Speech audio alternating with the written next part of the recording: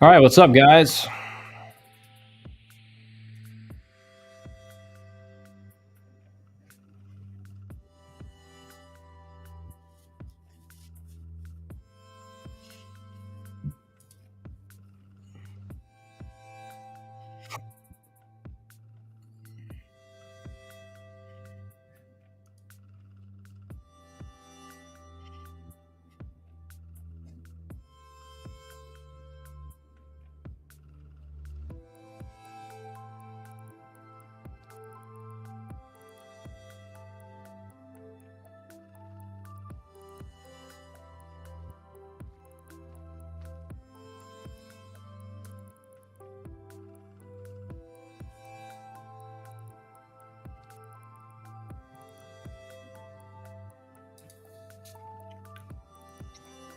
I'm gonna give everybody some time to get in.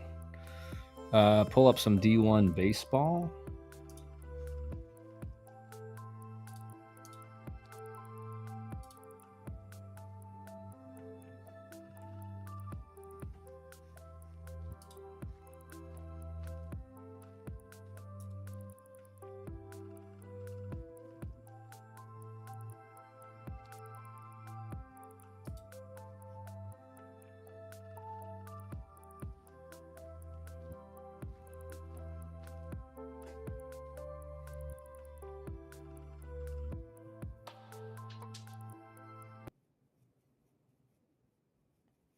Coog, what's up?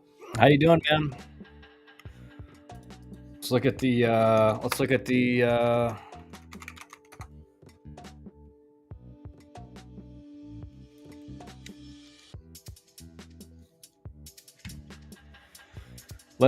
the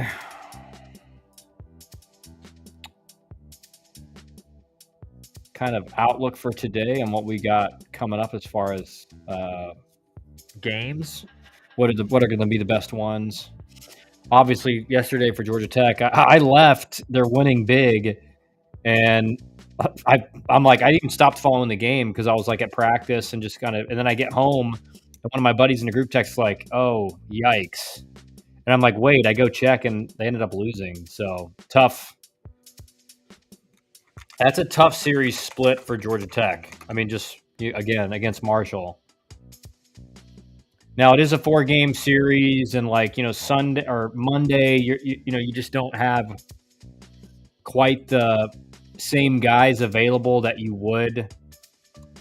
But still, again, like I think most people would agree, like that's a tough series loss for Georgia Tech. No excuses for it.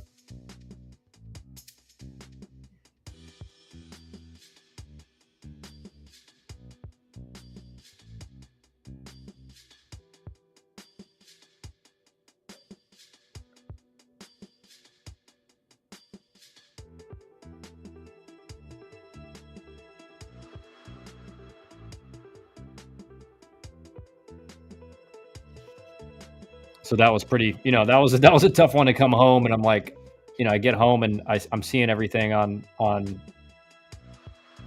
Twitter, and you're like, eesh, that's tough. But again, I still think like overall, you're looking at the numbers of just the overall team, and you're thinking, okay, like this is they're playing fairly well. I think you are a little. I think again next weekend. And this is something that I'm going to wait to talk a little bit more about it when everyone gets in here. Yeah, Zach, I was too. I mean, again, because when we were all watching it and paying attention to it, and I got back home, and like again, I got like all the guys I played with at Georgia Tech, like most of them were in a group text, like all of us that went and played pro ball and everything. And one of them just kind of made like "Oh, you got to be kidding me!" And I'm like, I didn't know what he was talking about. And then I saw it and I'm like, oh, yikes. It's tough, but it's baseball. Sometimes it happens. You don't want it to happen, but sometimes it does. But to be honest, I think this was a really good point.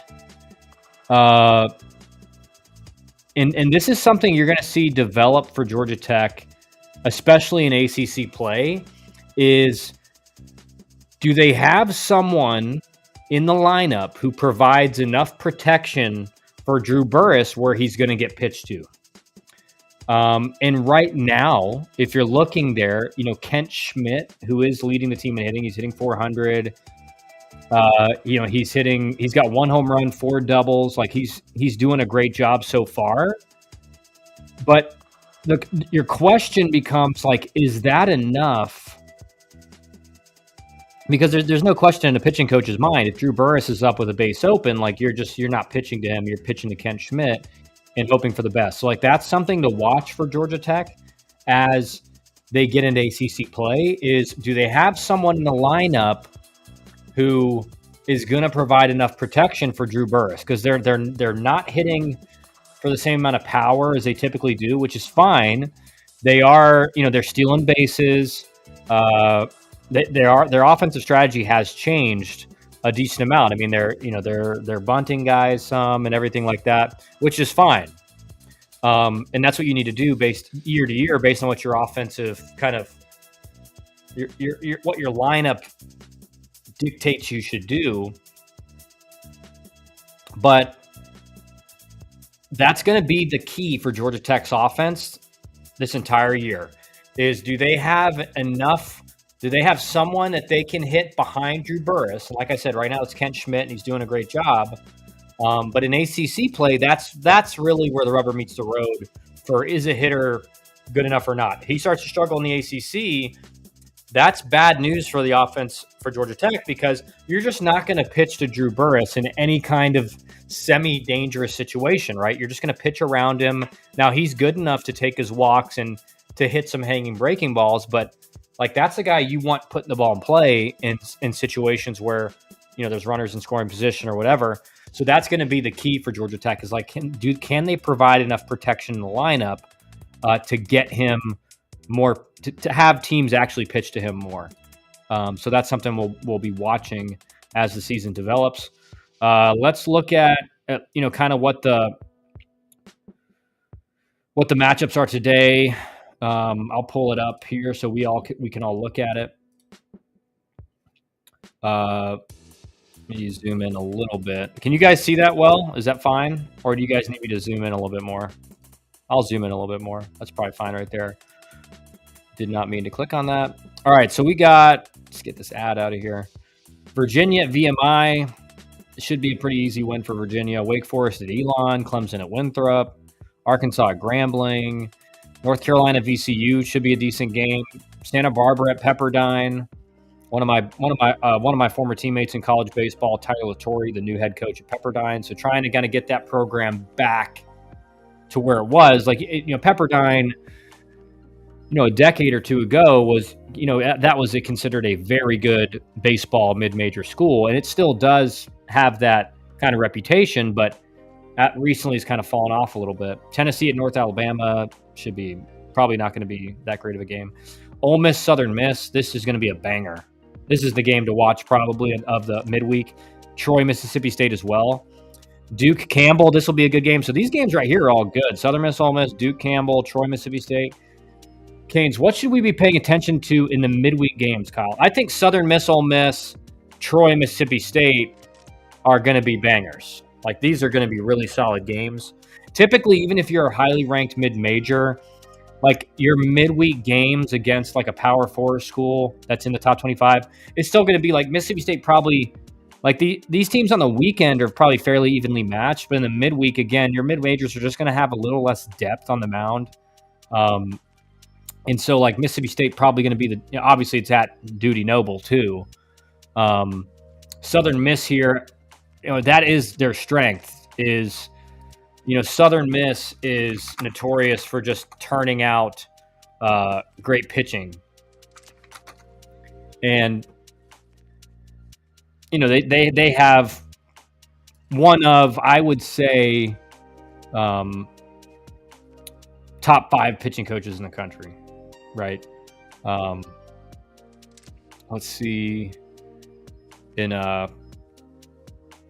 So Oklahoma, Texas Southern, Vanderbilt, Tennessee Tech should have a decent game. Florida Stetson, that should be a decent game. Texas A&M at Texas State, that'll be a big game. A&M coming off that one loss in the weekend, so Again, the haters out there, they're going to be watching this game. And then Texas against Incarnate Word. So, I mean, Canes, for me, it's like Southern Miss, Ole Miss will be a really good game. Duke, Campbell should be a good game. And then Troy, Mississippi State should be a good game.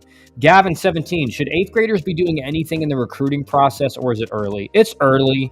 Like, we do work with guys who are like freshmen in 8th grade, really, because we help a lot on the development side too. So we don't just like do solely recruiting.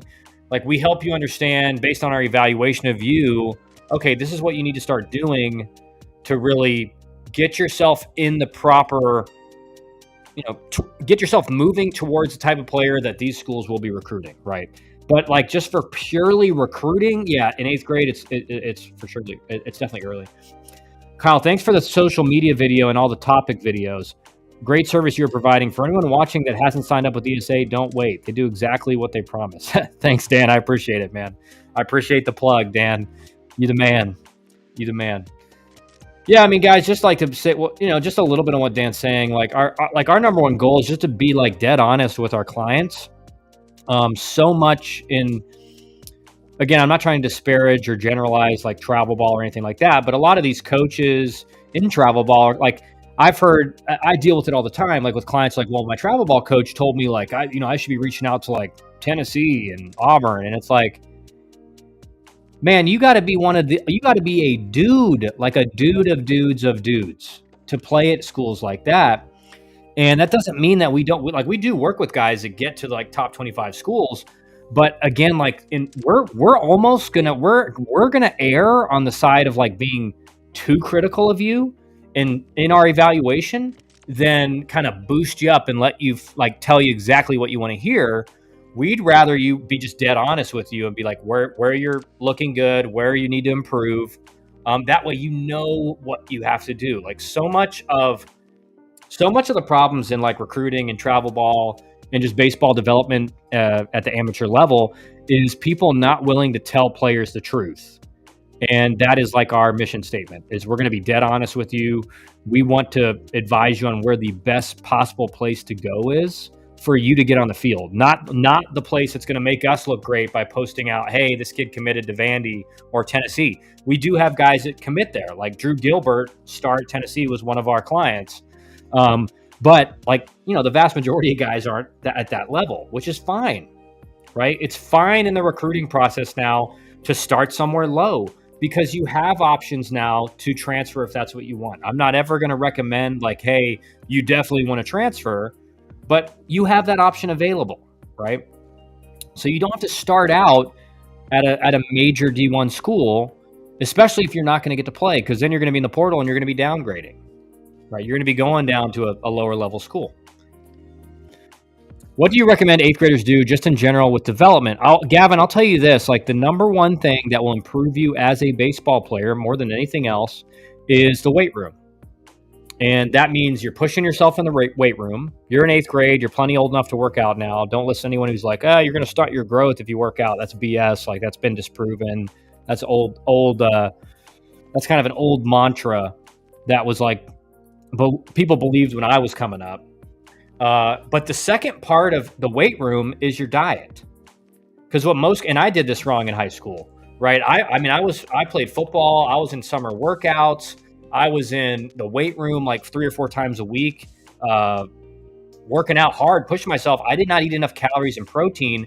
So all my buddies are like getting bigger and jacked. And I'm kind of like, I'm definitely getting stronger. But just a pure physicality standpoint, I did not look like a dude that was going to be starting as a freshman at Georgia Tech. I looked like, you guys have heard me tell the story, but in my freshman year at Georgia Tech, I'm starting against UGA. And in my first at bat, we're in Athens. And a guy in the stands, I started laughing when he said it. He's like, I didn't know they recruited 8th graders at Georgia Tech. I mean, that's kind of, 8th grade's a little harsh, but I definitely looked like a high school player. Like I looked like a high schooler, right? And so the one thing I would say, Gavin, is get very serious about it getting in the weight room, pushing yourself hard. Like if you're repping out weight and you're not struggling, like you're not doing heavy enough weight. By that third or fourth set, you want this to be difficult. You want to be having to really push. you're going to create just a lot more hypertrophy that way with muscle growth. And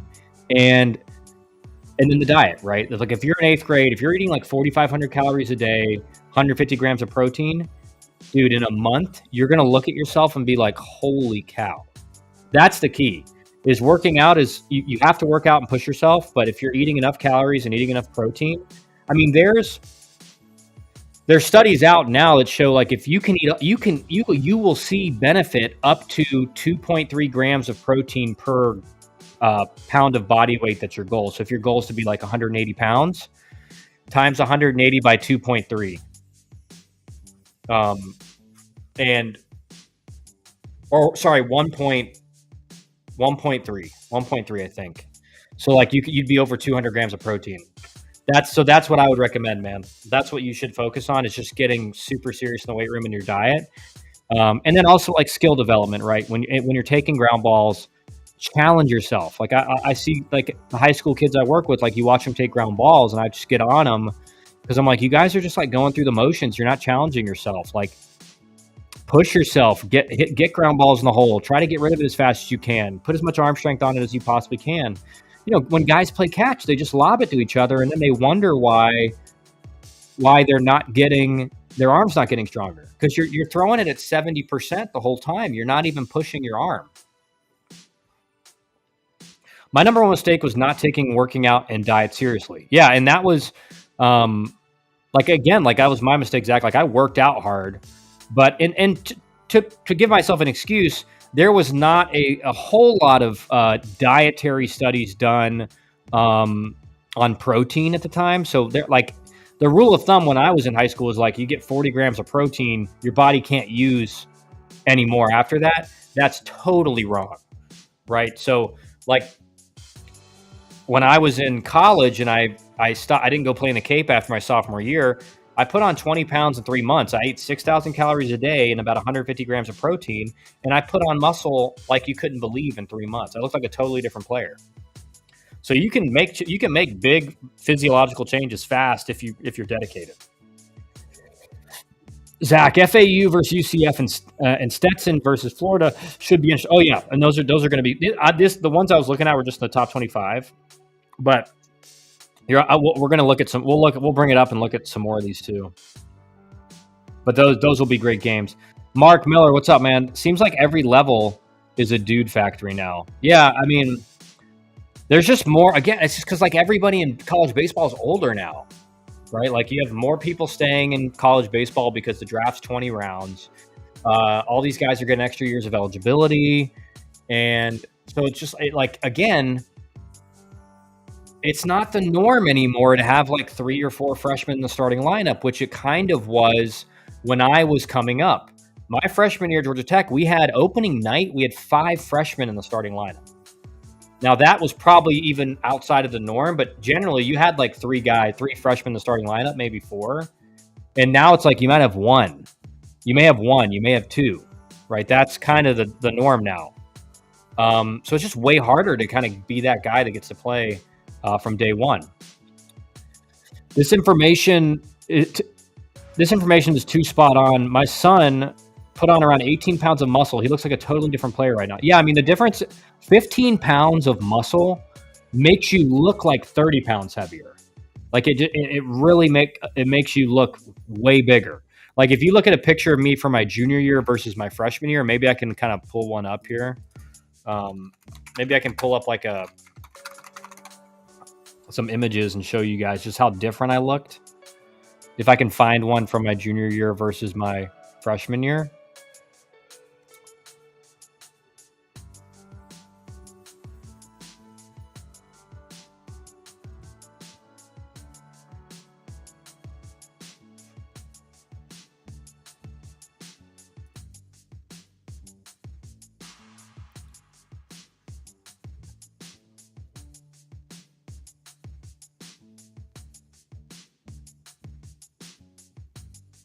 I'm gonna find it for you guys in a second. Canes, how can Miami win the midweek today without playing a game today? What do we need Florida to do for us to win without playing? I don't know. Get better, right? So Miami doesn't have a game today, Canes. They're probably going to do some inter squads, and if they don't have a midweek, do they have a game tomorrow, Canes? Because if you don't have a midweek, typically you're going to have like an inter squad. So just like take it like it's a game, and push yourself, man. Like just like challenge themselves. That's the key, man. Is like the teams that overperform and overachieve. Okay, so for example, guys, here's what I look like as a freshman. That's me in the middle. Like, you see how skinny I am, like the jersey's super loose. And then, like, this is me my junior year. This is what I looked like my junior year. Just like way more physical, fill out the jersey better, pants are tight, fit tighter. Just look the part, you know what I mean? Just look the part. I'll try to find another one. Like this is, let's see. This is me my freshman year. I think that's me my freshman year.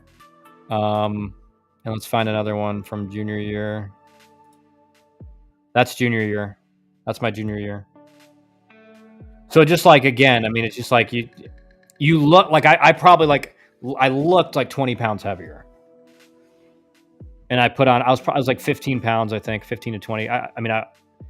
I always like, in me particular, my body type was ectomorph. So like, I'm never going to be like this huge, like I'm never going to be super thick. Cause just that's my body type. But for me to go from like 155 to 173, I looked totally different, right? I just looked way better in the uniform. Gavin, thank you. Like you said, it is early, but is there certain numbers, metrics I should be looking for at my age if I want to be a high-level college prospect and one day drafted? Nothing right now, Gavin. If you knew what my like exit velocity was in eighth grade, like here's the problem, Gavin, is that in eighth grade, like you still got so much room. You're going to hit the growth spurt. You're going to get more physical. So like the problem when you're like, oh, well, if you're in eighth grade and you're at this exit velocity, you're on the right track. Well, the problem is like, what if you don't improve? Now you're not on the right track. So what you should be seeking is just to constantly better yourself, constantly keep improving, keep pushing yourself. And again, don't worry about, well, my metrics right now or anything. Like when you like your junior year, that's when like where your metrics are at matter. But I've worked with so many guys who like their junior fall, they're throwing like 82 and they just kept putting in the work. And then by their junior summer, they're throwing like 88, 90, 91 and are committing to a really good school. So it's just, don't worry about the metrics. Don't get lost in the sauce per se of the metrics right now. It's way too young. And there's going to be so many eighth graders that are your age that are like, have like worse metrics than you that end up being stars. That's just a fact. So don't worry about it too much. Yes. Do we need Florida pitching to implode? They have 2 games this week. That does bode well for you that they have 2 midweek games. But what I'll say is like, that is a slight advantage. Like your pitching is going to be just more rested. But sometimes being too rested can be a disadvantage because guys haven't got that game rep. But to me, really, the only advantage you could possibly get is like if both games, Florida has to throw like 7 or 8 guys. Then they may come in with, a little bit tired, a little bit more fatigued. But at the end of the day, like the guys that are throwing in the midweek games, if they throw a couple innings, by Friday, they're probably going to be pretty well rested, right? And if not, they just won't pitch Friday. The guys that threw too many will pitch Saturday or Sunday. So Canes, what to me, like that's getting a little too much into like, all right, what, I get like if Florida has to throw 20 guys in 2 games, sure, that may impact how their pitchers throw, but ultimately you got to outscore the opponent on Friday, Saturday, Sunday, right? That's how you win the game. I'm always rooting for the teams we play to use their bullpen and pitching a lot before we play them. Yeah, and that can be a factor, but even if they play, they played them today and Wednesday, they still have Thursday to rest.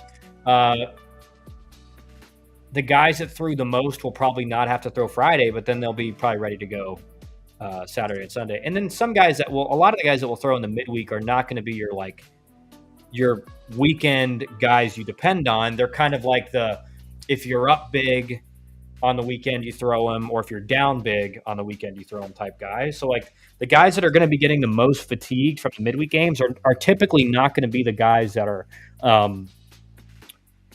the guys that are dependent on in the weekend. Gavin, thank you. I appreciate the help. Yeah, man, no worries, man. No worries. Great questions. Great question. And again, like I understand, dude, because there's so much out there for you guys now going through that are like young and going through the process and everything. And I just remember at my age, like I wasn't thinking about that at all. Like I knew my goal was to play at a high level in college in 8th grade. Like I knew that was my goal, but I wasn't worried about my exit velocity and this and that. Like I didn't even know what my 60 time is at that point. The first 60 I ever ran was at my sophomore fall at an Auburn camp. And Coach Pulowski, he's like, hey, raise your hand if you're going to run a 6.5 or lower. And I was the only one that I'd never run a 60 time.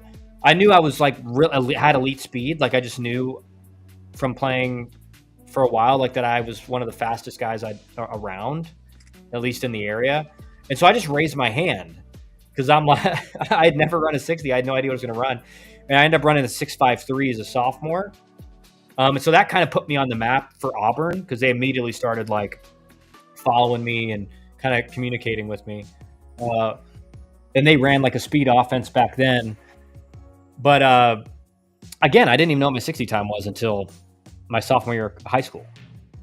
We were throwing a lot of our main guys on the midweek, at least 2 innings. Really? But no, Canes, this is the thing. Like you can throw a guy 2 innings on a Tuesday. Like let's say he throws 40 pitches on a Tuesday. You need about 2 days rest with 40 pitches typically. Like that's what they would do in professional baseball. Like every 20 pitches needs a day rest. Which is why the pitch count for starters is usually around 100 because you need 5 days. And so if you throw 40 pitches on Tuesday, well, you have Wednesday to rest, Thursday to rest. All right, you're ready to go Friday. You're fully recovered. So it's fine to do that, but with 2 midweek games, that's when it's like, okay, you got to be careful. Deaver, are college camps this summer after 9th grade worth the money or just a cash grab? They can be worth the money.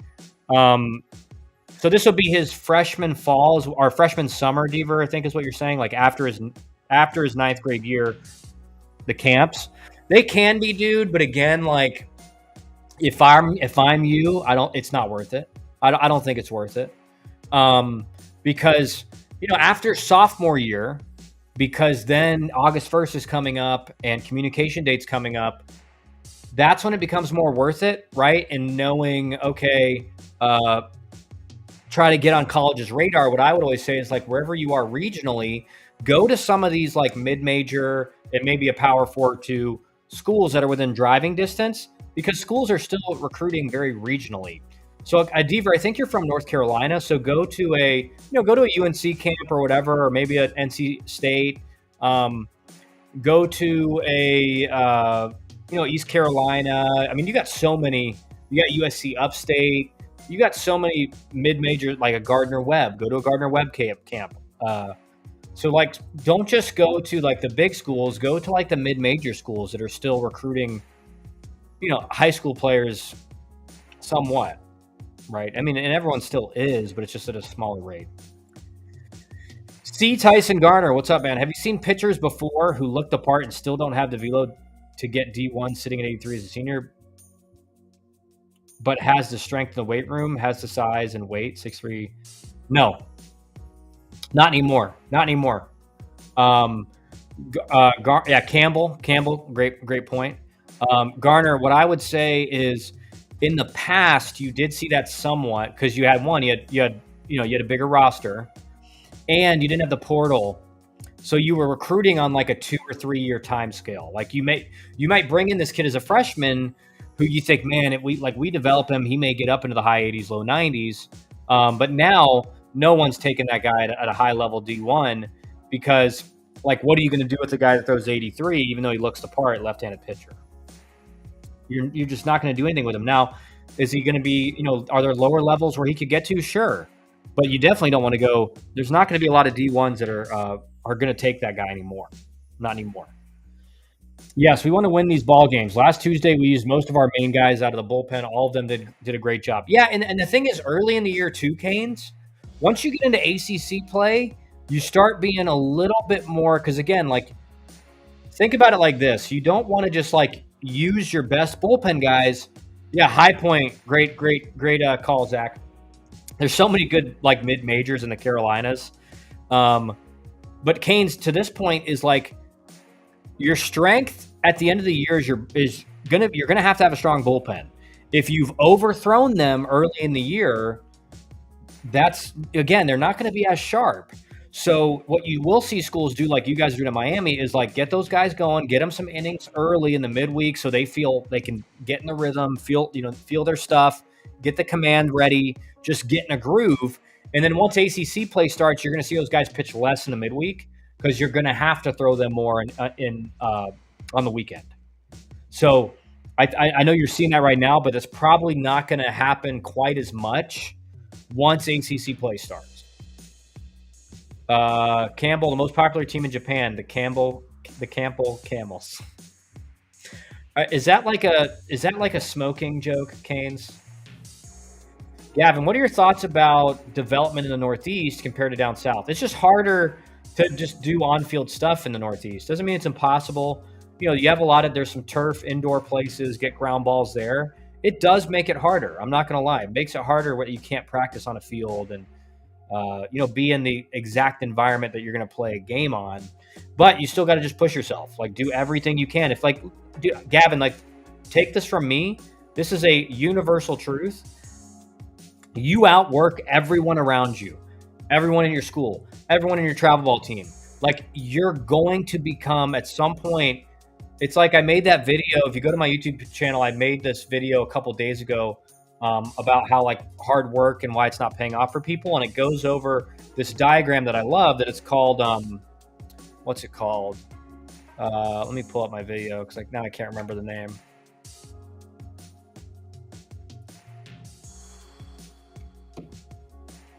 And because my YouTube channel is monetized, I got to watch an ad first. Sucks. The plateau, look up Gavin, do me a favor, look up the plateau of latent potential. And that explains how development in baseball works and in life. So watch that video. You will understand that at some point, your hard work is going to pay off. And it's not just going to pay off in a little bit. It's going to be like, at some point, it's going to become exponential and you're just going to be so much better than everyone around you. I promise you, if you take that to heart and start working like that now, you're going to be in 3 or 4 years, you're going to be like, holy cow, I never knew I could do something like this. Go to High Point Camp. They seem to be on the rise. Yeah, I think you said that earlier. I saw that already earlier. Tyson, with 3-pitch mix and good command, at what velo does it make sense for a college to take a chance on a high school pitcher? It depends if he's a lefty or a righty, right? If you're a lefty and you're consistent, and again, it depends on the level and, everybody's different. But right now, if you can throw 3 pitches for strikes, that's very good.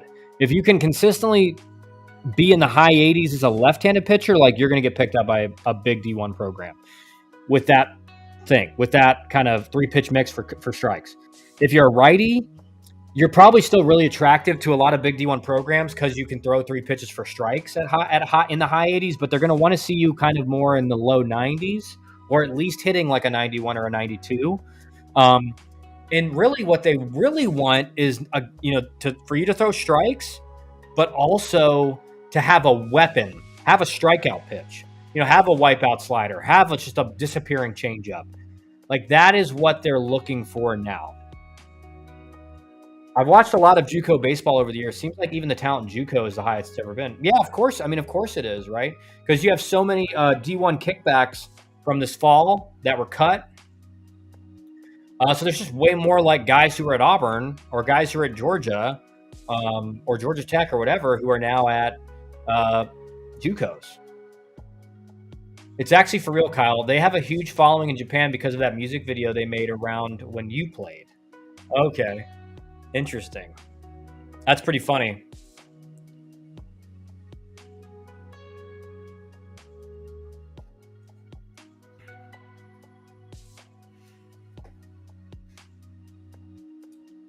I will be. Give me 1 minute. I'll be right back. I got to pee so bad. I got to pee so bad.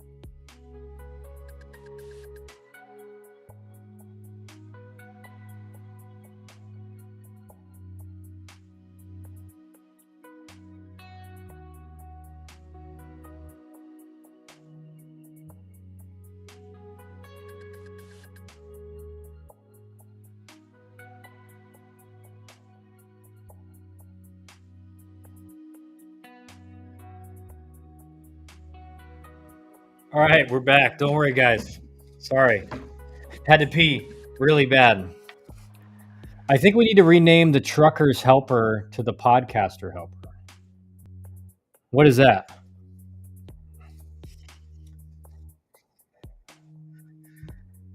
It's like the weather in Georgia right now, too, guys, is crazy. Like last week, like last Friday, it was in the teens. Right now, outside, just so I can be 100% accurate, let's check the handy dandy weather app. It's 70 degrees outside. So Canes, like like last week I was telling you it's 18 degrees, and you're like, it's like 70 degrees. It's 70 degrees now. Georgia weather is like the most insane thing. Like I'm sweating right now in my house with a sweatshirt on. Buck, explain to me what you mean by that.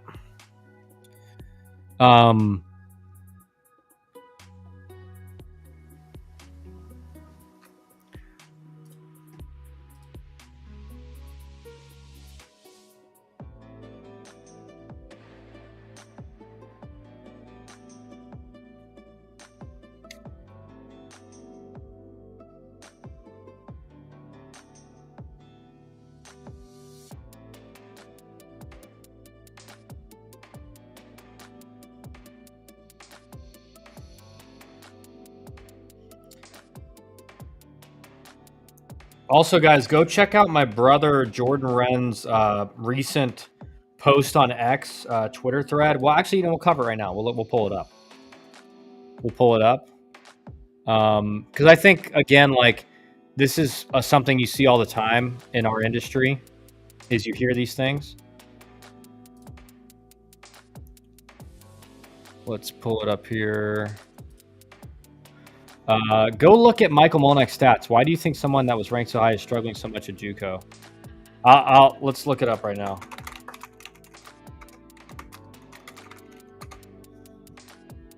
Chipola College.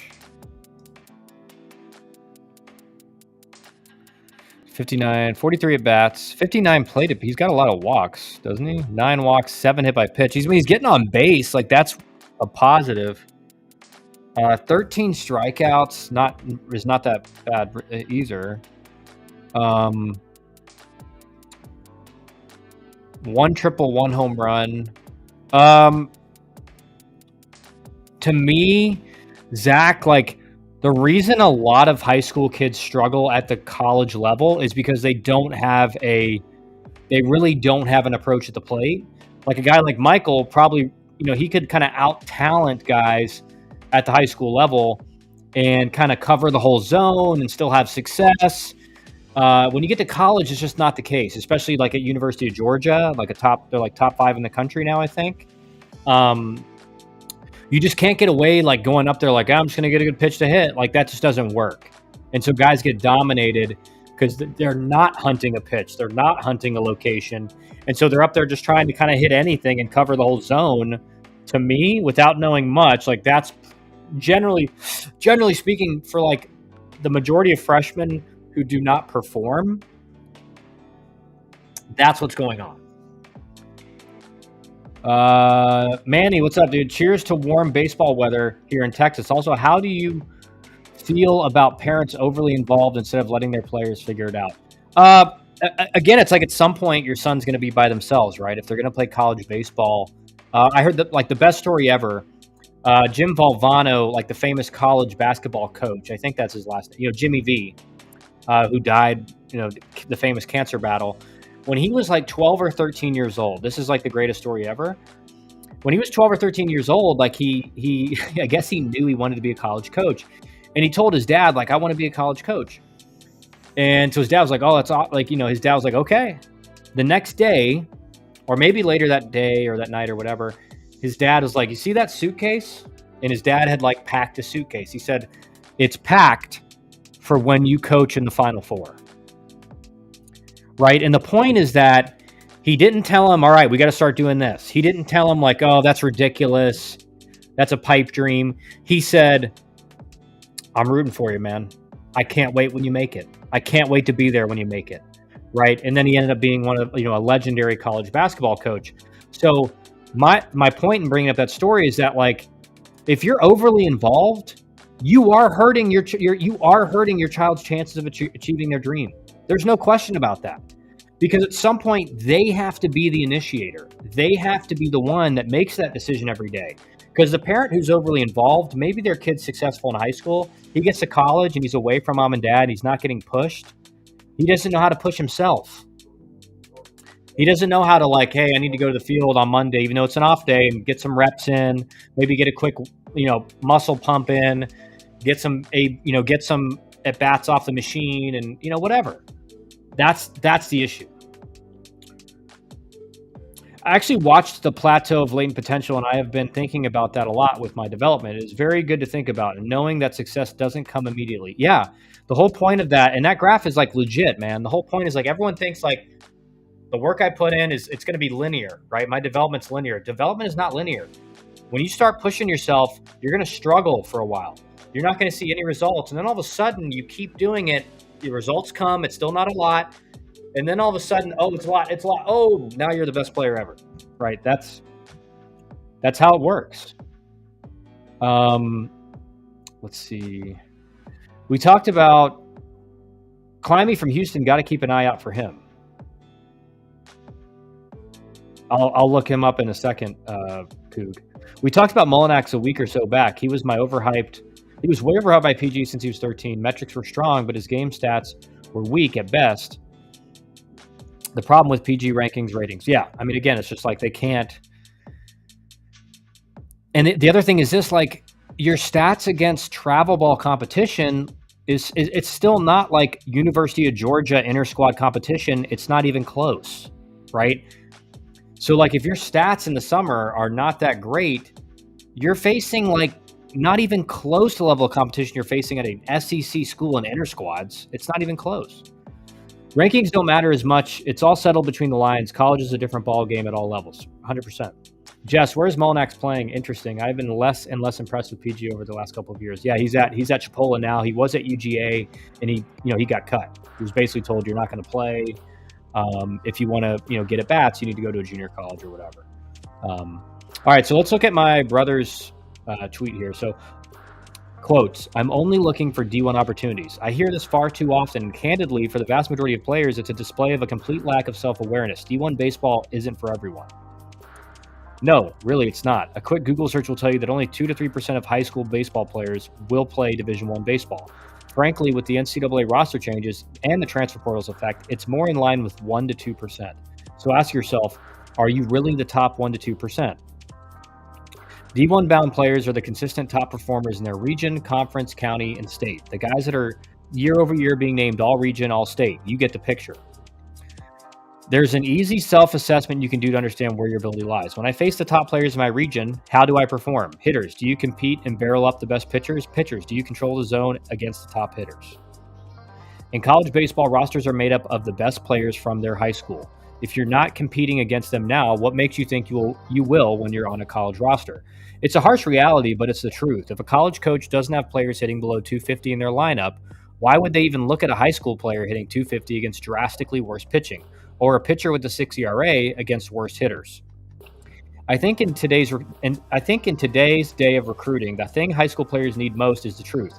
Someone who is willing to put their own interests aside and be objective with them. D2, D3, JUCO, NAI are fantastic opportunities for 99% of high school baseball players.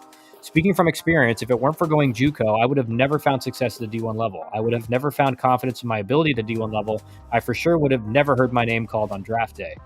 If there's a takeaway from this post, it's this. If you don't have people in your corner being honest with you about your future in college baseball, you're flying blind.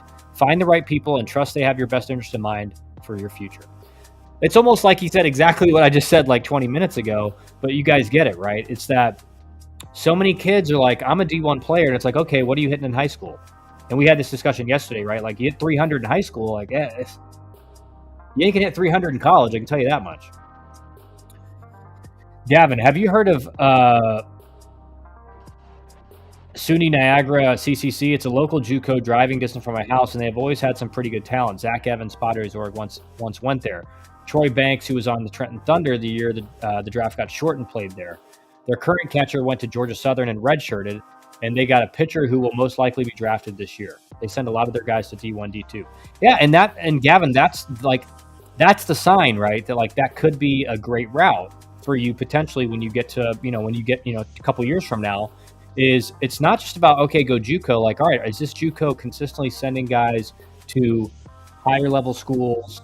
Are guys getting drafted out of there? That means they're doing a good job, like especially with a junior college. Generally, a junior college in the Northeast is not going to have a whole lot of resources, right? They're not going to have the best facilities or whatever.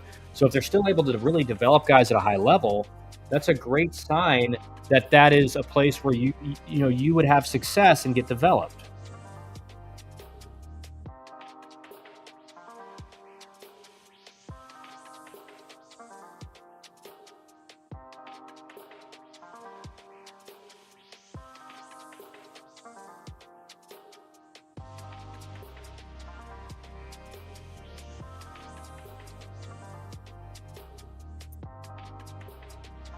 Sorry, I have to read something real quick, guys.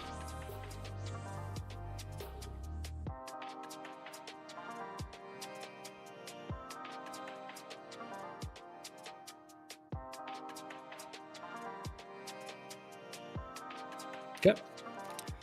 Let's see. Manny.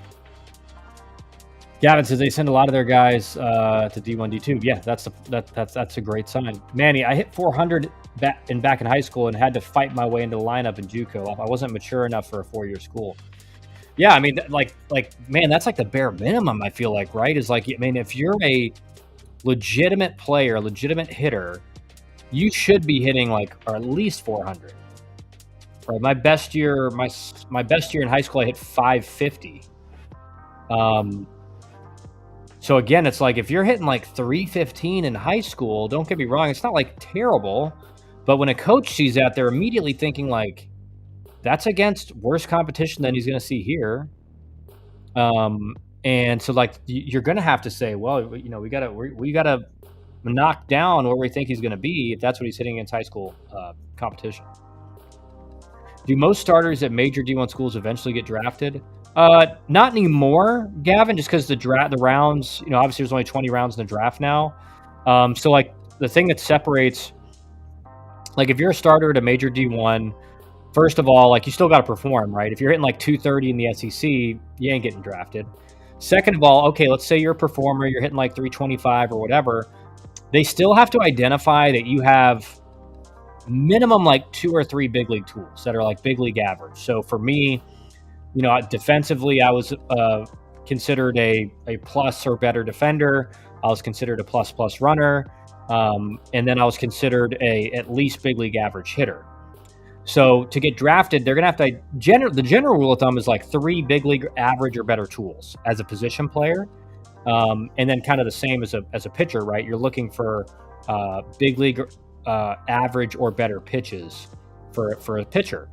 So there were plenty of guys when I was in college, even when the draft was 40 rounds, that were great performers in college, but didn't get drafted because there wasn't like any tools that really stuck out. And so you were kind of like, again, because remember, you have to like profile for a position. So a right fielder in the big leagues, like they're going to want you to hit for a lot of power.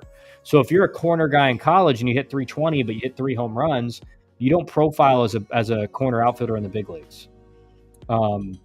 So with that kind of power, you're going to be looked at as a center fielder. But if you don't run well enough or defend well enough to play center field, you're not getting drafted. Is there any truth, though, that it is harder to hit those worst pitchers in high school because they are so slow or so bad and the strike zone is a lot bigger? No truth to that. Like that's an excuse that hitters that aren't very good make. This guy's throwing so slow. Change your timing. Get ready when the ball's halfway to home plate. Hitting is all about timing. So what those guys are doing wrong is they're timing a pitcher up that throws really slow, the same as a guy throws like 87. So of course they're going to be early and not going to be able to hit it because they're getting ready for like a 75 mile an hour fastball like it's 88.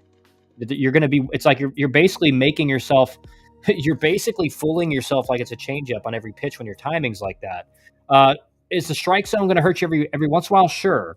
But like, let's not act like high school pitchers, generally speaking, have a decent idea of where the ball's going. They're just trying to throw strikes. So you're going to get a lot of meatballs in high school, way more than you're going to get in college, exponentially more than you're getting in pro ball.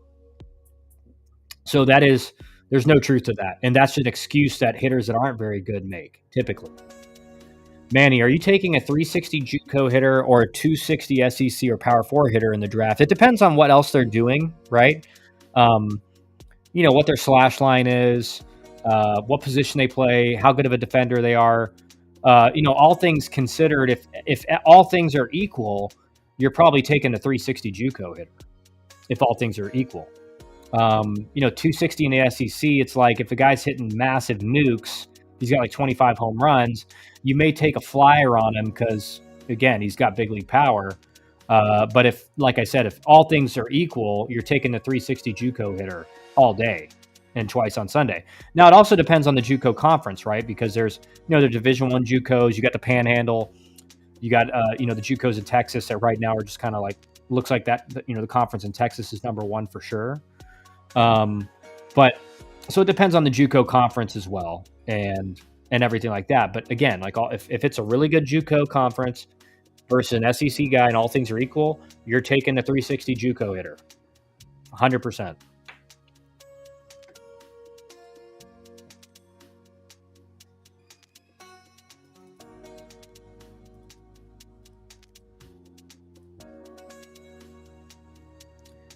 Because again, like what you hit in college, you're generally not going to hit the same in pro ball. Like the rule of thumb, there are some outliers that, especially when I was playing in college, because it was the dead ball era, you did have some guys who got to pro ball and they actually hit better than they did in college, but most guys don't. If you're a guy that hits 360 in college, there's not many guys hitting 360 in pro ball. right? So you're generally going to hit worse. So if you're hitting 260 in the SEC, it may be the best conference in college baseball, but you're going to hit worse in pro ball, right? Because only the best of the best in the SEC are getting drafted. Only the best of the best in the ACC are getting drafted. Most of the guys you face in the ACC are not going to get drafted, even if they're like solid pitchers. So that's where it changes. And again, the same thing is true in A ball, right? The same thing is, like, I remember George Brett in the high A All-Star game. He talked to us for the game, and he said, like, remember who you're in this clubhouse with, because that was Hunter Dozier. I think Terrence Gore was in that on that team. We were playing against like Kyle Waldrop and Jesse Winker and Tony Kemp, just to name a few guys that you guys would know. And George Brett was like, "You guys are the best of the best in high A. Most of you guys will not be all-stars in double A. Those of you who are all-stars in double A will not be all-stars in triple A. Most of the guys who are all-stars in triple A will not be all-stars in the big leagues." Right? So like the same thing is true in college. Like the higher level you go, like most of the guys that are really good in the SEC are still not going to get drafted. And then they're going to like A ball. Joey Gallo, Jordan, welcome to the chat. Yep, Joey Gallo was in there. Even though Joey was actually not there because he got promoted like a week or a week and a half before the All-Star game, so he wasn't there. I can pull it up. Let's look up 2014 high A Carolina League All-Star game roster. I'll show you. This will be fun. This will be a nice, fun thing to go through. Man, like, let's see here. Cam Gallagher. I should have remembered Cam.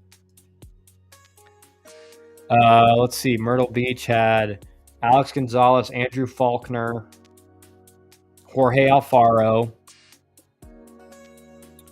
Alex Claudio, who's pitched a long time in the big leagues, Nick Williams, Royce Bollinger, Joey Gallo, Preston Beck, which I think Beck played in the big leagues a little bit. Carolina Mudcats had Ryan Merritt, Eric Gonzalez played in the big leagues, Anthony Galles, I don't know if he did. Salem Red Sox were represented by Reed Gragnani, Justin Haley, and Jonathan Roof. Lynchburg, which is my team, was represented by Greg Ross, Jose Peraza, and Kyle Wren.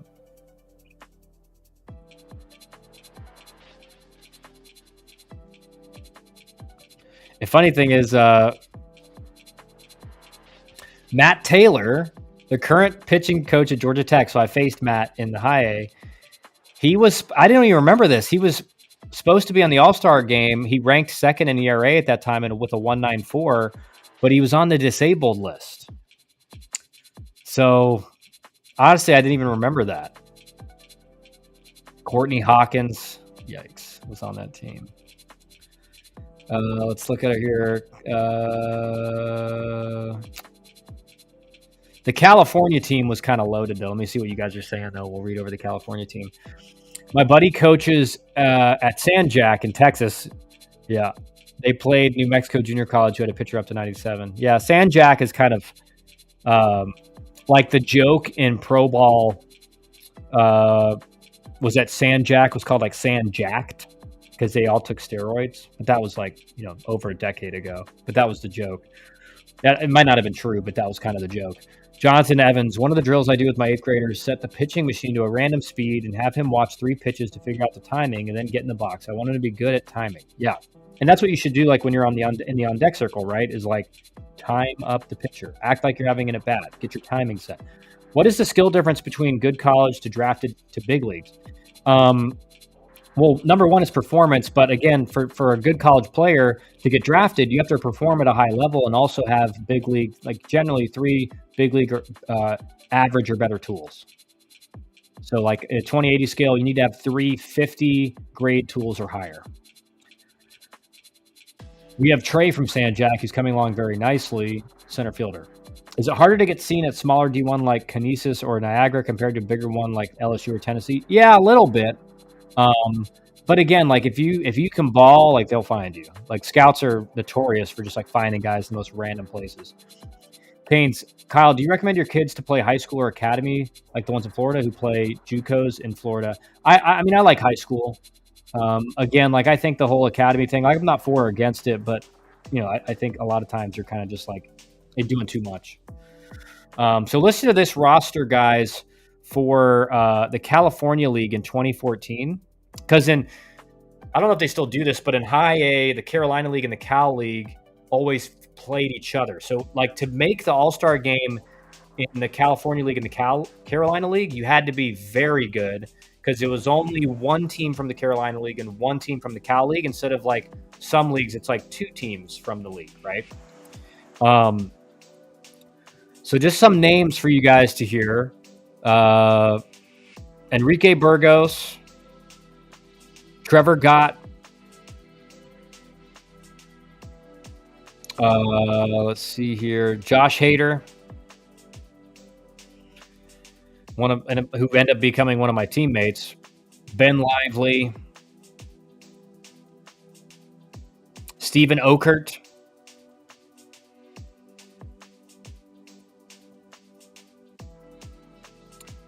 Seth Strike, Andrew Barbosa, Carlos Correa, Tony Kemp, Corey Seager.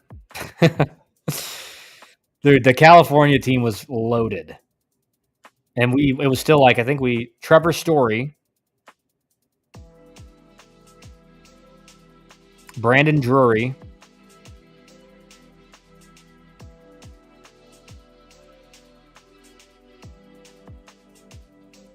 Bruce Maxwell,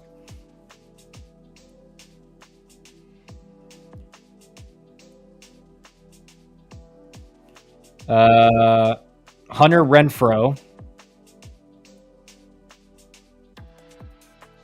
Teoscar Hernandez, Gabriel Guerrero, who was Vlad Guerrero's nephew and looked more like Vlad Guerrero than Vlad Guerrero Jr.,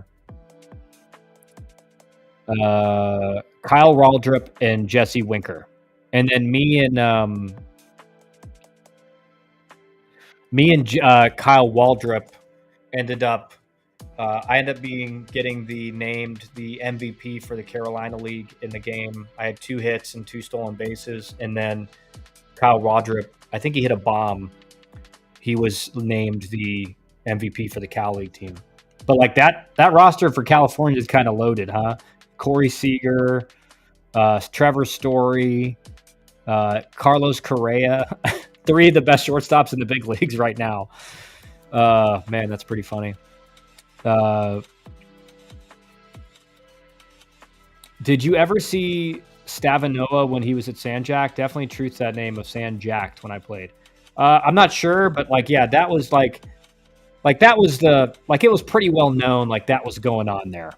Like that was pretty good. Do you know Evan Chafee, left-handed pitcher from New York? He's currently at St. John's. Yeah. I played, let me see. Let me just make sure it's the same guy.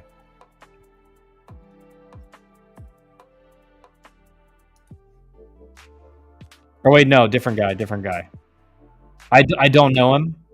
I actually played with a guy in Pro Ball with that same name, but that's not the same guy.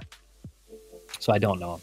Kyle, is there any downside to a player always referring to himself as uncommitted when posting on social, like a house that's been on the market for a long time that raises questions? Oh, BA, that's a good point. I mean, I don't think so. I don't think anyone's going like, oh, this guy's been posting uncommitted for 2 years. Like, I don't think anyone's thinking that. Again, it's just like if a coach runs into that video, they're just looking, they're going to make a judgment right then and there. Like, is that a guy I want to see more of or not? And my video yesterday covers and talks about how,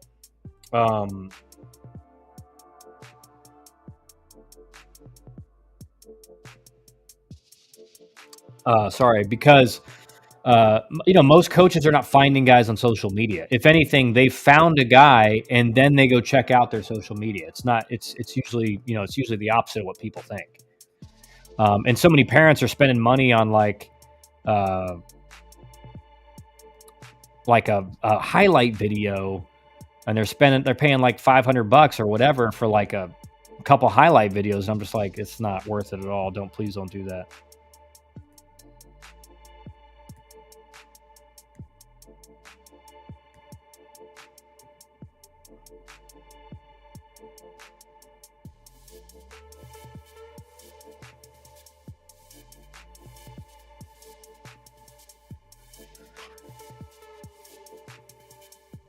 So I don't think it's that I don't think it's that big of a deal, BA. But it's pretty funny that you bring that up because I've never heard a coach go like, yeah, he's been uncommitted for a while.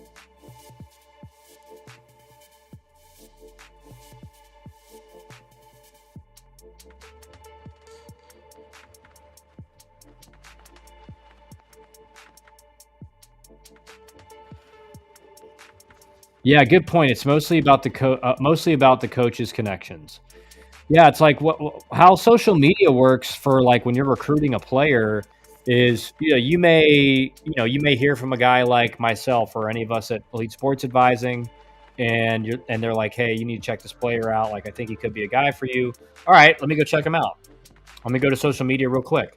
Or you hear from a travel ball coach or whatever, right? Or you're going on like prep baseball or perfect game and you see a kid that's higher up in the rankings that maybe the rankings just got updated and you're like, oh, I never heard of this kid before. Let me go check out his social media. That's how it works. It's almost never, I'm just scrolling through social media. Oh, look, that kid, he's really good. That never happens. Because coaches, if they're on their phone, they're DMing or sorry, not DM, they're texting or maybe DMing or calling like recruits and stuff like that. So like you're not just like perusing through social media, like trying to find a player. That's a waste of time, to be honest. Does every team get into WWBA National? There was a local team near me. Their name was the Thunderwolves, and I'm pretty sure it was all local kids. Just curious since they got into such a big tourney. Yeah, that's kind of the difference now is a lot of these big tournaments, if you pay the entry fee, you're in, essentially. Now, at some point, there is like a limit, but these tournaments are way bigger than they were when I played. And when I played, you had to qualify. You had to win like another tournament that was like a more regional tournament to qualify to get in. And they still did have some spots to like buy into the tournament, but it wasn't like, Perfect Game National. I did a video on it, I think last summer, and I think I did the numbers, and I don't want to like get it really badly wrong, but it was something like 15,000 players or maybe even more in the tournament. And you're trying to like have a coach find you. Good luck. Yes, how do you find out if a college is good at developing their players to get drafted? Well, they tend to have more guys get drafted, especially now with 20 rounds. It was easier to identify that with 40 rounds because like you had like Georgia Tech, for example, in 2010, the year before I got to Georgia Tech, they had 15 guys drafted, I think. So that's a pretty good sign. Like 15 guys got drafted. Like, this is what I like. That's where I want to go. Like they commit. It's a little bit more difficult now, just because there's only 20 rounds in the draft. But if you're constantly seeing schools have like 5 or 6 guys drafted, 7 guys drafted, that's a really good sign that they're not just, they're developing it, right? They're developing.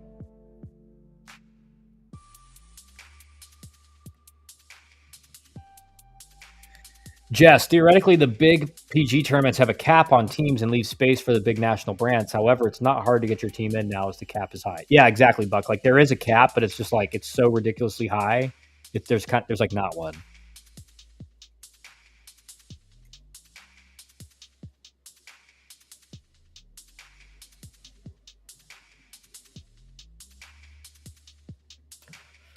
Same opportunity though. American Heritage Plantation versus True North Prep from Miami. That'll be good.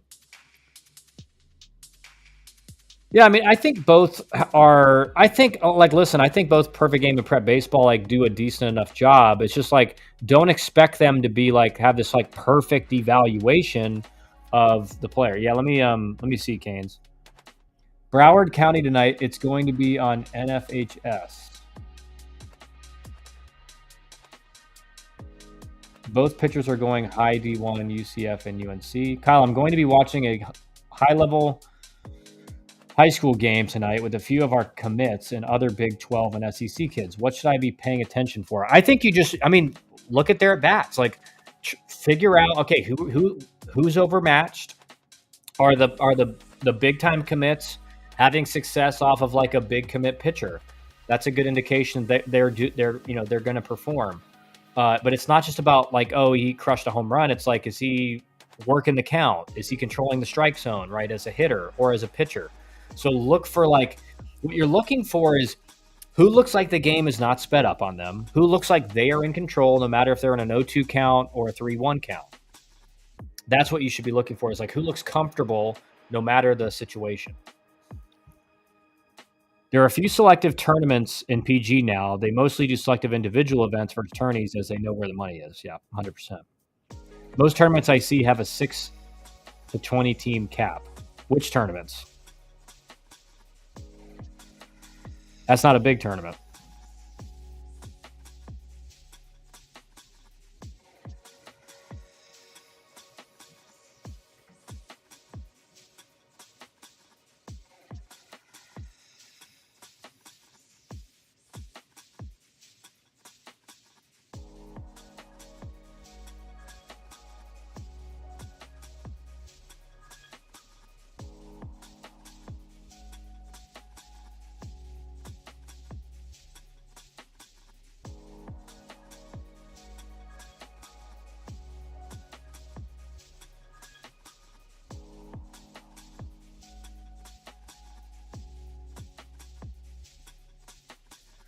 Coach K, we're talking about the big PG national events, WWBA, et cetera. Those are much bigger. For example, the PG Houston 1000 is happening this coming weekend with literally 1,000 teams across ages.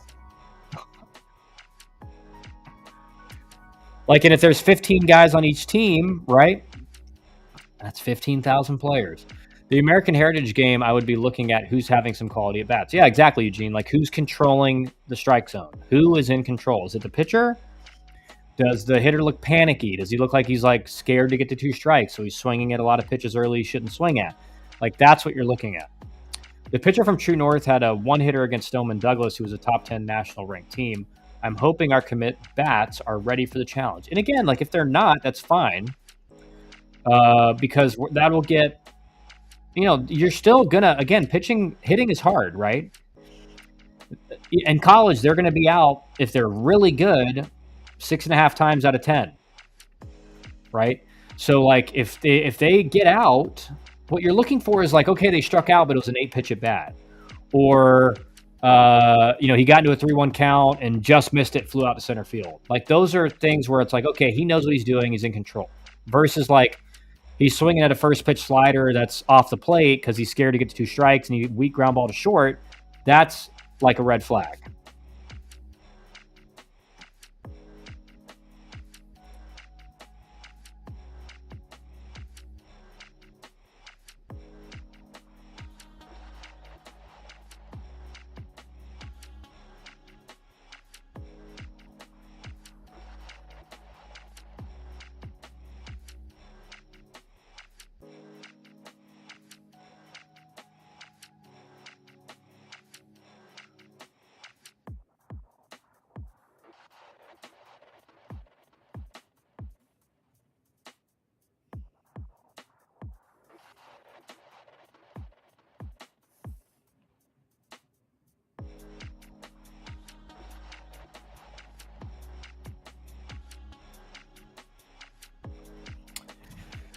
Have you heard of USA Tournament Series down in Boston, Massachusetts? My team is doing it, and on their website it is labeled as a college showcase, but kind of seems unknown, and it is not actually USA Baseball.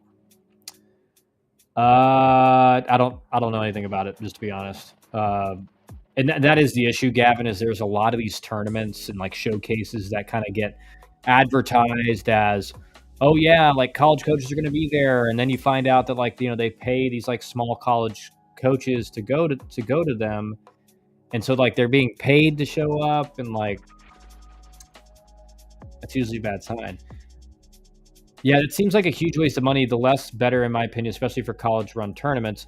Yeah, and like that's why where we come in and help is like if you're in a tournament like a WWBA with like 10,000 plus players in it, like we send out our guys' schedule to the coaches that have shown interest and are showing interest so that they know where you're going to be playing, what time, especially if like your pitcher, hey, Tuesday at 4:30 at Laster High School, he's pitching. That's what we do, so that like the schools that are interested, they don't have to spend any time like diving through all these teams and figuring out where they're playing and where they're not playing, etc.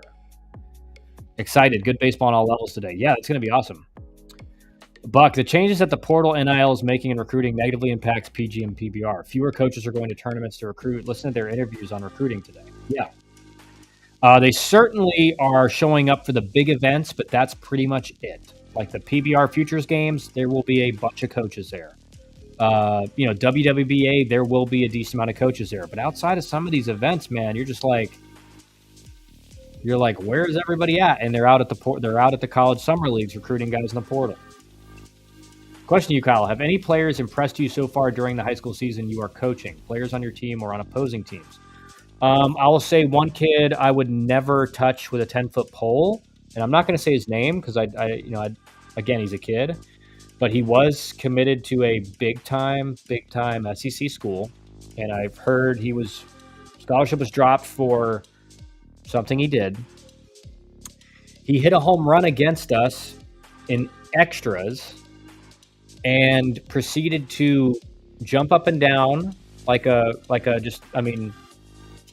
was a Game 7 of the World Series, and then F-bomb our dugout, our coaches, our fans, and like 20 times. I'm not kidding, like 20 times. And it was at the point where I actually expected their head coach to come over and say, listen, I'm sorry. That's totally inappropriate. Like, I can't, like, he will not do that anymore. If I was the head coach of that team, he would have been taken out of the team. I would have told him to go sit on the bus. Would have been taken out of the game, told him to go sit on the bus, and you're not playing the rest of the week. But nowadays, these coaches just do not care that players act like hooligans. And, I wasn't surprised that his scholarship was dropped from a big, some would say the biggest SEC program in the country. And, again, I was embarrassed, like, for his parents. I was embarrassed for him because, and I'll give you another example. Another kid who's committed to a pretty good school is on that team. We're in the 8th inning, leads off with a single, or it might have been the 7th, but we're tie game. Leads off with a single. As he's running to first, he turns to his dugout and he's doing like, the high school rah-rah, like, let's go, jumping up and down. Again, not watching the play. Ground ball into left field. Not watching the play, guy can run. Our left fielder, like, hits off his glove and bounces 10 feet to his right. By the time he went and picked it up, that kid was not even at first base. Now, if he had been hustling, he would have been the second base. Now he's in scoring position, like you're giving your team a chance to take the lead. We were home team, so they couldn't walk it off. He should have been at second base. I bring that up because these kids do not realize I do not want to coach you if that's how you act. College coaches do not want to put up with that. You do that on a college field, I promise you. It doesn't matter the coach. You pimp a single like that in a tie game, in an ACC series, and the left fielder boots it 15 feet away from him, and you're not on second base, you are getting destroyed in the dugout. You're getting lit up by your coach. You may even get taken out of the game, just to be honest. I know Danny Hall would have taken me out of the game if I ever did something like that. 100%. So it's just like nobody is telling these kids, like, that is not okay. Nobody's saying you're acting like a clown. Like, dude, your scholarship got dropped because of behavior, and then you're going to act like that? Or this kid that hit the single, like you're a speed guy, and you're not hustling out of the box to make sure the outfielder fields it cleanly? Like, I always, on a single to the outfield, I always ran hard because I was trying to take two in their face. If they came up, if they went down to field it and their head's down and they're coming up lazy, I'm gone. I'm on second base. But these kids aren't taught that anymore. They're so narcissistic. They want the social media and, like, just the feeling of them getting to be like, let's go. It's like, it's terrible. It's terrible. I don't know if it's a 5-star Mafia kid. Let me check.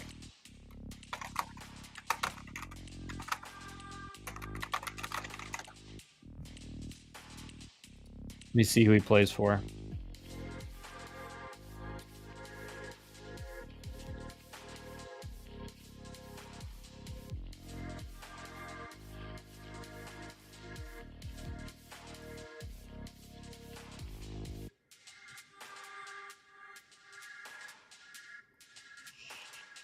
Plays for East Cobb. We okay, let's see here. It seems like, let's see what else.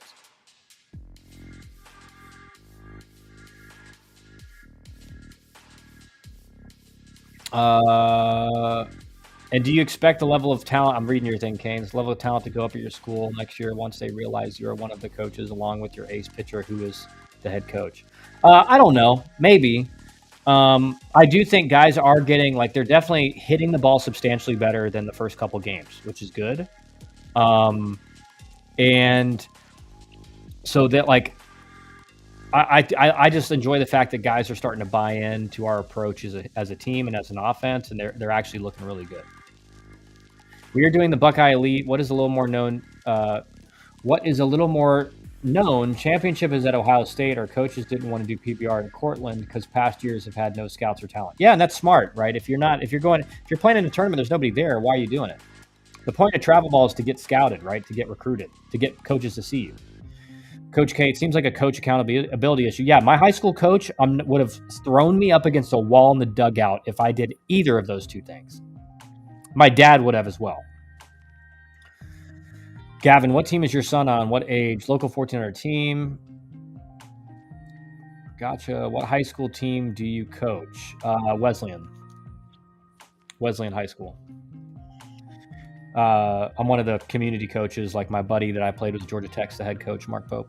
Does the kid that pimped the ball still play? If so, where? Yeah, he's one of the top ranked players in the 26 class.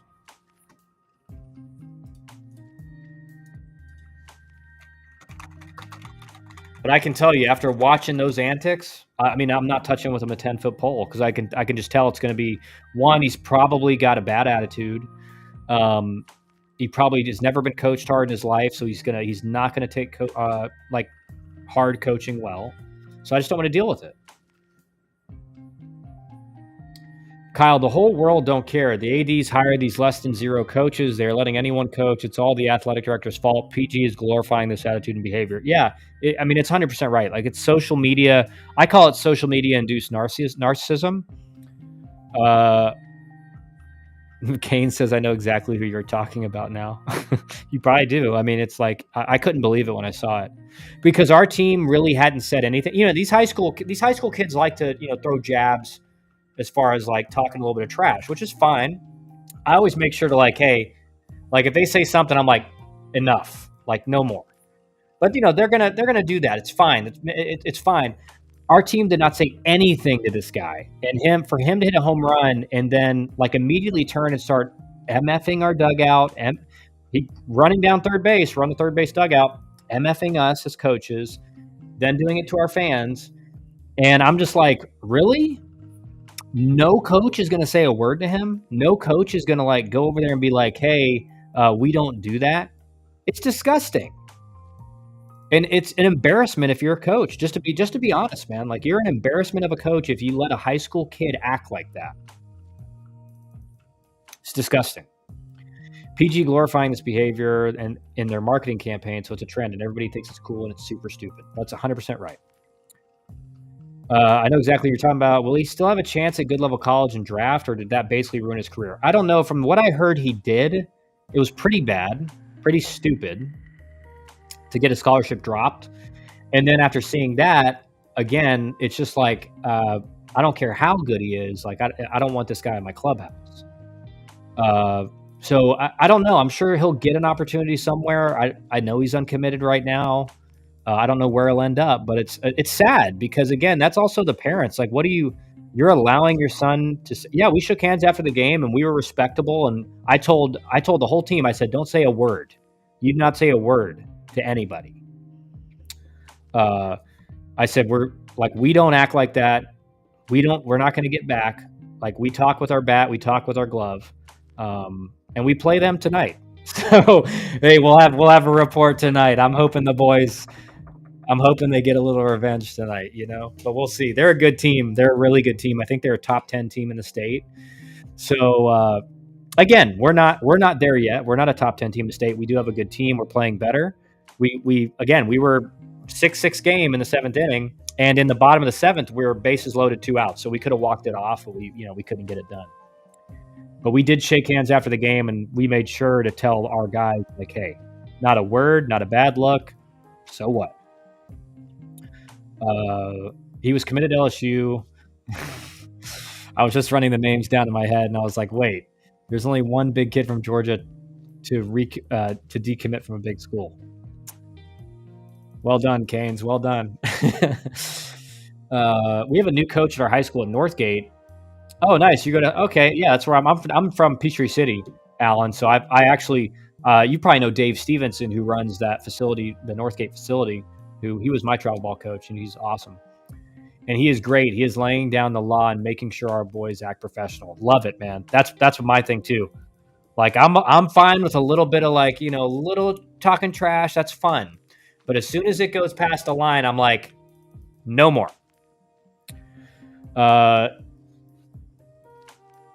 Is that same kid still on the team you're playing? Yes. Post the link for your game. Dude, I don't have the game changer. I don't have it. Everybody's going to be dialed in. I'll post it. I don't know if you guys have game changer. It's going to be Wesleyan versus Cherokee Bluff. That's the game. Let me see if I missed anything. Post a link for your game. Sorry, I think you already said it, but this was a high school baseball, right? Not travel. Yeah, that was high school. I know I'm old school, but I think the trash talking is moronic. Baseball is too hard. You're going to fail in each game and then look the fool. We seriously clamp down on anything at the other team. Yeah, that's basically what we tell them is like, hey, like, let's cheer for our team. Every once in a while, if you want to, like, do something, say a little something, that's fine. But again, like, you better back it up with how you're playing, because if you're talking trash to a team and they're just beating the doors off you, like, you look like an idiot. So exactly, Buck. It's like we're not gonna talk trash like a lot of these teams are doing. But again, it's like the travel ball environment is such that these kids think it's okay because their travel coaches don't hold them accountable for it as well, and everything like that. It's also a trend down here. One of our former players who was an all-ACC player and his team got in a massive, massive brawl with our team in the regional finals over stuff like that. Yeah, it is like causing more fights and everything. Eugene, what do you think of bat flips? I don't mind bat flips. I just want them to be done in the proper situation. Like, you hit a big go-ahead home run in like the 7th inning to put your team up, and you want to bat flip it again. I don't want you to bat flip it 200 feet in the air or like throw it towards the pitcher or towards the dugout. But if you want to if you want to just kind of like throw it up a little bit, I don't care. But if you're hitting like a solo shot down 6 runs in the 8th and you're bat flipping, like, you're only doing that for yourself. That's narcissistic, right? You're like, the other team's looking at you like, what are you doing? Your team's looking at you like, what are you doing? We're down by 6 runs. And again, like, it's crazy how in a decade, the mindset of college players has changed. If freshmen acted like they do now in college baseball, the upperclassmen that I played with would be like, dude, what the hell are you doing? Like, they would have taken me aside and say, in not the same language, but like, don't ever do that again. There is such thing as baseball karma, 100%. Baseball gods are always watching. When is a bat flip too much? My son likes to flip, but I'm like, dude, let's stop this. It's too much when, like, again, it's like the first inning and you got a whole game left. So like you're bat flipping, but like you don't. The mission ain't complete yet. The mission's to win the game. In the eighth inning, you hit a go-ahead 3-run home run, and you want a bat flip. Fine. But like the guys that are, again, like Zach's saying right here, like the guys that bat flip and their team's losing like 10-2 in college and they bat flip. I'm just like, what are you doing? You're losing 10-2. There's some great coverage of Georgia high school baseball on YouTube. I watched the Cherokee team the other day. Yeah, and they have some really good arms. Like they are a very good high school baseball team. Don't get me wrong; they're a very good team. I really did not respect how it was handled after that kid did what he did. I just thought, again, if I was a head coach, I would have been embarrassed tremendously. I would have been like, I would have gone up to us immediately. I would have gone up to our staff and said, guys, I completely apologize. Like, that is ridiculous. That will not happen again. Right. But from what I could tell, nothing was said. Maybe something was said after the game, but me personally, it was so obscene and atrocious. I would have been like out of the game right now, and just go sit in the bench. And when we win this game, you're not shaking hands, and you don't get to be a part of this like win at the end of the game. Because when he hit the home run as well,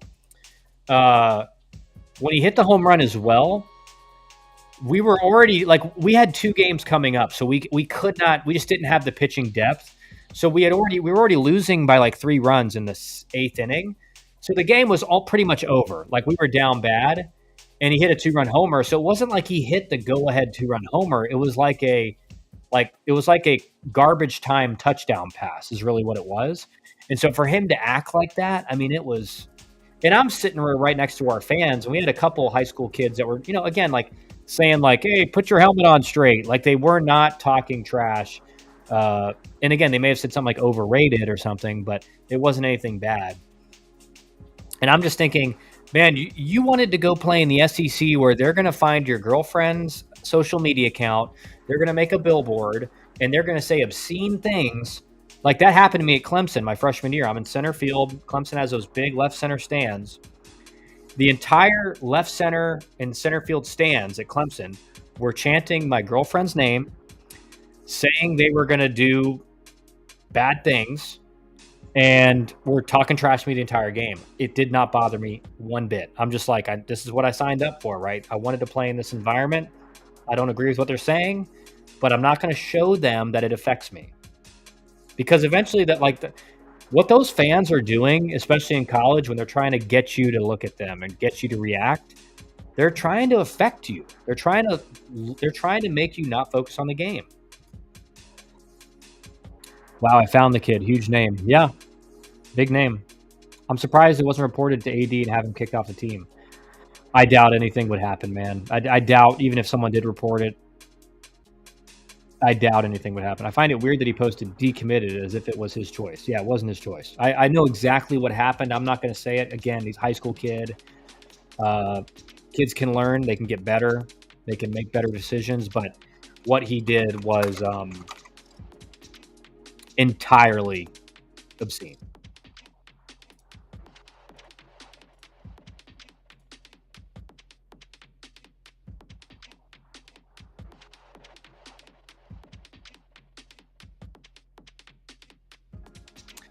And that was, 3 months ago, 4 months ago, and he's not committed still, right? So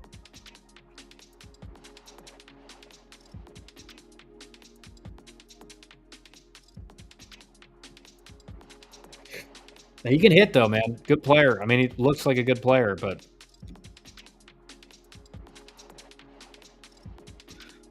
he posted a video of it. You guys, if you want to watch the video of it, if you know who he is, you go to his Twitter page. He actually posted a video of it. There's no volume for obvious reasons.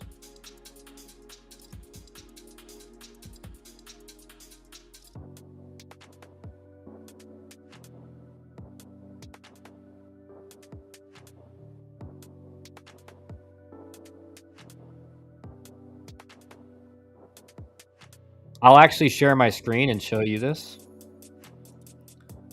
because there's no volume, so I'm not going to be worried about the amount of just swear words everywhere. But this is what he did. There it is. There it is.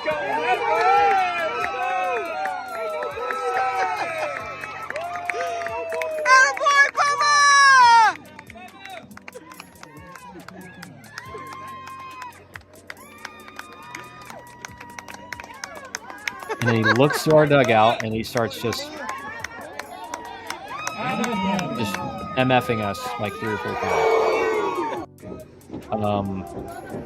And again, this pitcher that was pitching was like our number 10 guy because we just didn't have the depth. We had 2 games coming up.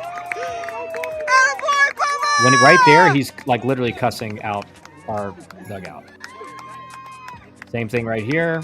And then as soon as he daps his coach up, and this is where if I was a coach, I would have followed him and told him he's out. But it was pretty bad. It was pretty obscene. If you could hear what he said, you'd be like, wow, he said that, and everybody hears that. Everybody heard it.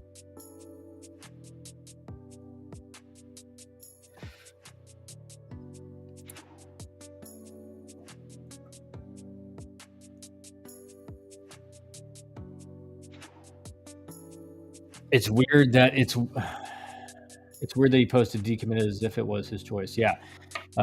Canes, I thought it was his choice always until Kyle said what he said. It always made sense to me for him to decommit because LSU has so many outfielders and so many players, high-level players. He plays third base for this high school team. I don't know what he's viewed at by LSU, but geez, anyone playing? Yeah, and he like what he did, like would get any kid scholarship dropped. I'll say it like that.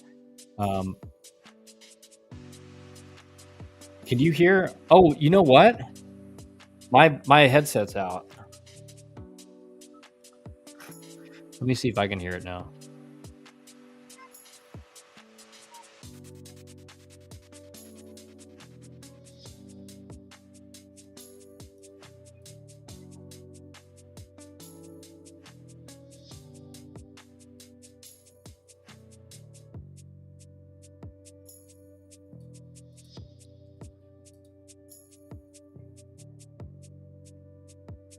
Yeah, you can't hear anything he says. Rest assured, he said some bad stuff because I was like, holy cow. I would never dream of saying anything like that.